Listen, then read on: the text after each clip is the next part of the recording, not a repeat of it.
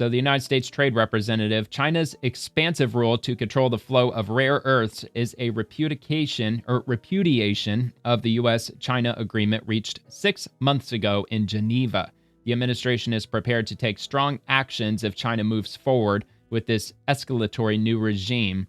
Read the joint statement that China violated here. Well, I'll link it at least, but we'll check out the video. Others have suggested that the United States has violated a non-existent agreement with the Chinese regarding export controls or the implementation of measures. This is a false narrative deployed to justify these broad and unacceptable Chinese actions.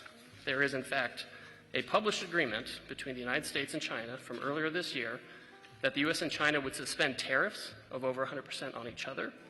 China further agreed to effectively suspend elements of its rare earths export control regime by expeditiously approving licenses for U.S. companies seeking rare earths. Both countries agreed to this pause on tariffs and rare earth measures for 90 days while we pursued further negotiations, which have gone on quite successfully for the past 6 months. And there is a published agreement about this on official U.S. Well, wait a minute. For 90 days, 6 months and 90 days, that doesn't match up. It sounds like that agreement had expired about 3 months ago. And Chinese websites. This is the Geneva Agreement. It's not a secret. It's out there. It's published. We keep our tariffs low. Yeah, but 90 days. You said it yourself, though. We have not imposed our reciprocal tariffs on the Chinese since that time, but now the Chinese have expanded their rare earth controls. Okay, well, it's time for us to jack up the tariffs then, which is what the Trump administration is doing. And so in this context, this is how China has announced its new and extremely expansive controls on rare earth materials just last week. It's a clear repudiation of everything we've been working toward for the last 6 months, which was a stable tariff situation and a continued flow of rare earths. The short story is that we've had compliance and the Chinese have escalated, and they've taken this opportunity to make a pretextual claim of noncompliance or other measures to justify this. But the United States won't stand for it. We're in close communication with our allies who have expressed similar views and who are similarly affected. The President has signaled some of the actions we are taking or may take if the Chinese implement this system of controls on the world. Well, and it's not just rare earths inside China that China's controlling. They also set up operations across Africa, across South America, and they're mining rare earths around the world. And they're trying to control the flow of those rare earths also. Any types of rare earths that are in Chinese control, which may not sound like a big problem right now, but it is a big problem, especially when we're trying to build out the AI infrastructure when it comes to our electronics industries, and I'm sure a whole bunch of other things in industrial manufacturing, maybe automotive, I would assume also possibly.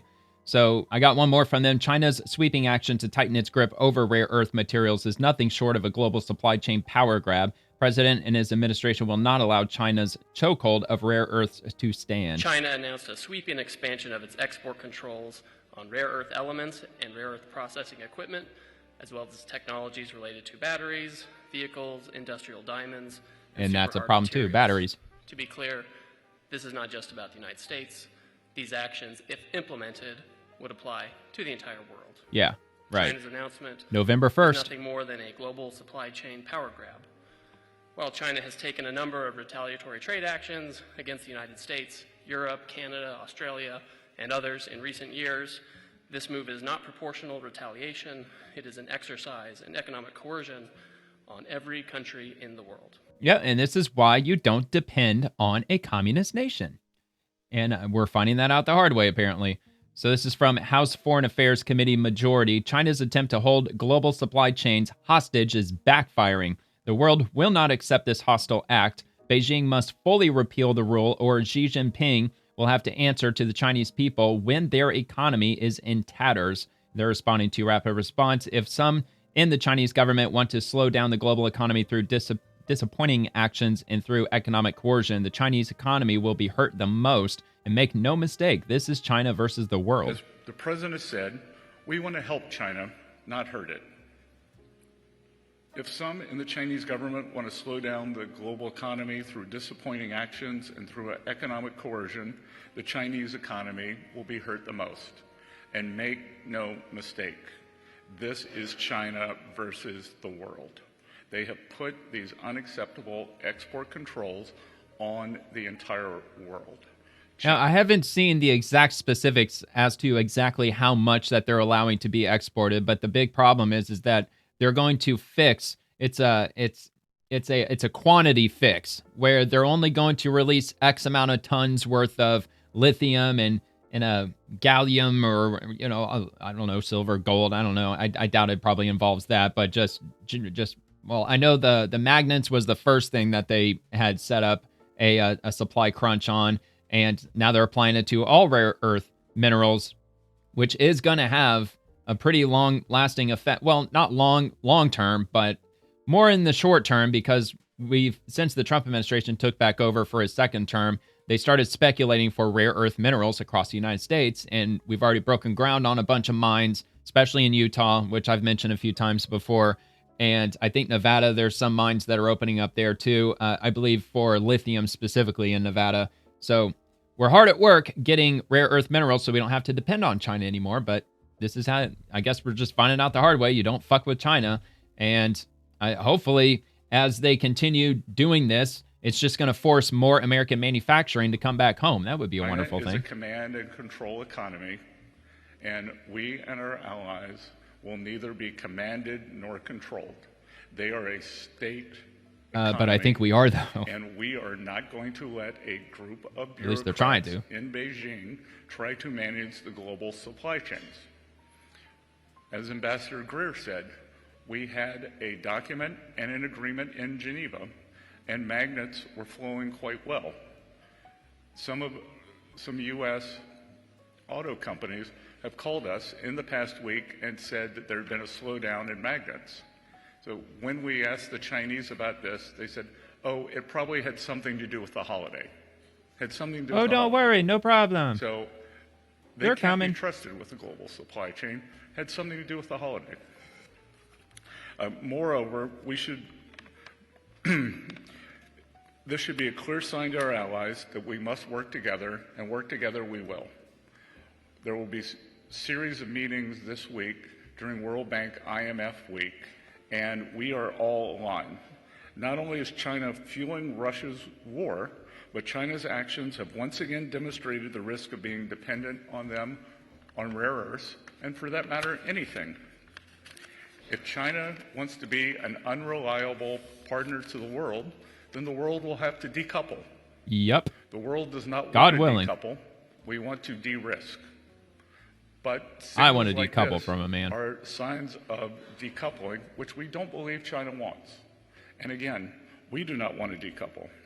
We should work together to de-risk and diversify our supply chains away from China as quickly as possible. 100%. China says that these rare earths are used in military materials and that they want to maintain peace in the world. Again, Oh, yeah? it is the purchase of Russian oil by China that fuels the Russian war machine. China buys 60% of Russian energy. Oh, uh-oh. They buy 90% of Iranian energy. So who is fueling the Russian war machine? That's a good point. We will be And producing Iran. photos soon, supplied to us by the Ukrainian government, that shows Chinese parts comprise substantial amounts of Ukrainian drones. So President Trump is the leader of peace. We should work together to de-risk and diversify. China's highly provocative move comes after we've made significant efforts to de-escalate tensions. While there are substantial actions we could take, we'd rather not. I believe China is open to discussion, and I am optimistic that this can be de-escalated. Ultimately, we are confident in the strong relationship between President Trump and President Xi. We've had substantial communication with the Chinese over the past few days, and we believe that there will be more forthcoming this week. All right. Well, and guess we'll just have to wait and see. China gave the date, November 1st, when that goes into effect. Maybe they're just playing politics. Maybe they're just trying to get a better deal on the tariffs or something. It very well could be that. Anyway, so this is from U.S. Department of Energy. A new gallium recovery effort by FECM Gov Fossil Energy at the Department of Energy was launched to help strengthen the domestic supply chain of critical minerals Gallium, a critical material used in semiconductors and telecommunications and advanced manufacturing, will be critical in helping advance American energy security and technological leadership. So, seems like good news and related. If you enjoyed the video, I hope you take a quick second to give it a like and subscribe to the channel. And check out The Swamp, which drops Monday through Friday at 11 p.m. Eastern, covering the daily happenings inside the federal machine. Thank you very much for watching.